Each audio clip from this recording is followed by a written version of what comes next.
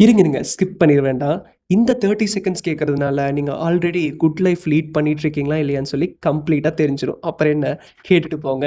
நேரம் சரியா மாலை 6 மணி ஆச்சு. சேது கூட கேட்டுட்டு இருக்கீங்க. இப்பலாம் நம்ம எந்த மாரி லைஃப் லீட் பண்றோம்னே தெரிய மாட்டேங்குது. சில நேரங்கள்ல யோசிக்கிறோம், சில நேரங்கள் டப்புன்னு அந்த விஷயத்த பண்ணிர்றோம். ஆனா வந்து கரெக்ட்டா, தப்பான்னு கூட தெரியறது கிடையாது. சில நேரங்கள்ல டவுனாவும் ஃபீல் பண்ணிர்றோம். ஏன் நம்மளுக்கு மட்டும் இந்த மாரி நடக்குது? கெட்டவங்களுக்கு எதுவுமே நடக்க மாட்டேங்குதே! அப்படின்னு சொல்லிட்டு. ஒண்ணே ஒண்ணு தெரிஞ்சுக்கங்க. நம்மளுக்கு மேல ஒரு சக்தி இருக்கு. அவ்வளோதான். ரஜினிகாந்த் டயலாக் மாரி, கெட்டவங்கள எப்பவுமே கைவிட்டுருவாங்க. ஆனா நல்லவங்கள சோதிச்சாலும் கைவிட மாட்டாங்கன்னு சொல்ல சேம் டயலாக் தாங்க. நம்ம என்னதான் பண்ணாலும், கடைசியில இருக்கிறது ஒரே ஒரு ஜென்டிலான பாயிண்ட் தான். புகழ், சொத்து எல்லாமே செகண்டரிங்க. ஒண்ணே ஒண்ணு ஃபர்ஸ்ட்டு பிரைமரி என்ன தெரியுமா? நம்ம ஜென்டிலா இருக்கிறது தான். யாரையும் தப்பா பேசாம, அது கோழைத்தனம் கிடையாது. அந்த மாரி நம்மளோட பெர்சனாலிட்டி நீட் பண்ணிட்டாவே போதுங்க. மத்ததெல்லாம் ஆட்டோமேட்டிக்கா வந்துரும். ஜென்டிலா இருந்தாவே போதும். யாரோ என்னமோ பண்ணிட்டு போறாங்க. நம்மளுக்கு மேல ஒரு சக்தி இருக்கு. அவரு பார்த்துப்பாருன்னு சொல்லி இருந்துட்டீங்கனாவே, வேற எதுவுமே தேவையில்லைங்க.